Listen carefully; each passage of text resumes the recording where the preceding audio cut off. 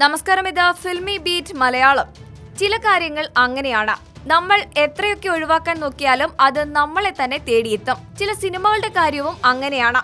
എത്ര പിന്മാറാൻ ശ്രമിച്ചാലും അത് ആ താരങ്ങളുടെ തലയിൽ തന്നെ വന്നു വീഴും. വ്യക്തമായ ഒരു നോ പറയാൻ കഴിയാത്തതാവും മിക്കപ്പോഴും അതിന്റെ കാരണവും. മോഹൻലാലിനും മമ്മൂട്ടിക്കുമൊക്കെ ഇത്തരത്തിൽ നിരവധി കഥകൾ പറയാനുമുണ്ടാകും. അങ്ങനെ മോഹൻലാലിന്റെ തലയിൽ ഒരു സിനിമ വന്നു വീണിട്ടുണ്ട്. എത്ര പിന്മാറാൻ ശ്രമിച്ചിട്ടും സംവിധായകനും നിർമ്മാതാവും സമ്മതിച്ചില്ല. റിലീസായപ്പോൾ സിനിമ വമ്പൻ പരാജയവുമായി. ഏതായിരുന്നു ആ സിനിമയെന്നാകും ഇപ്പോൾ പ്രേക്ഷകർ ചിന്തിക്കുന്നത്. 90കളിൽ കുറഞ്ഞ ബജറ്റിൽ സിനിമകളെടുത്ത് വിജയിപ്പിക്കുന്ന സംവിധായകനായിരുന്നു തുളസീദാസ്. എന്നാൽ സൂര്യപുത്രൻ, ദോസ്ത് എന്നീ ചിത്രങ്ങൾ കഴിയുമ്പോഴേക്കും തുളസീദാസിന്റെ കയ്യിലെ മരുന്ന് തീർന്നിരുന്നു.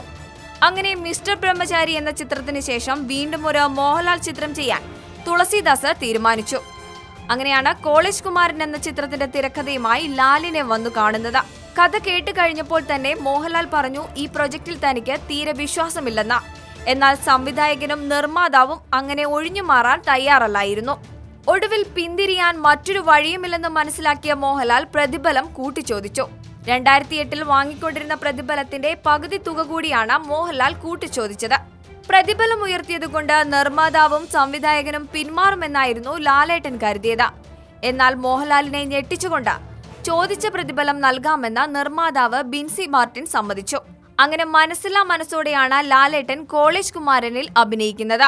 മോഹൻലാലിനൊപ്പം വിമലാരാമൻ, ബാലചന്ദ്രമേനോൻ, ഹരിശ്രീ അശോകൻ, ജനാർദ്ദനൻ തുടങ്ങിയവരൊക്കെ അഭിനയിച്ച ചിത്രം തിയേറ്ററിൽ പൊട്ടിപ്പൊളിഞ്ഞു.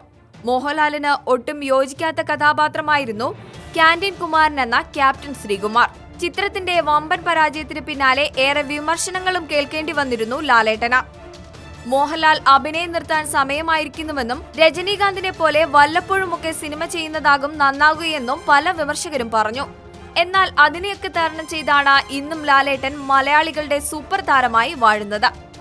ഈ വാർത്തയോട് പ്രേക്ഷകർക്കും പ്രതികരിക്കാവുന്നതാണ് കമന്റിലൂടെ.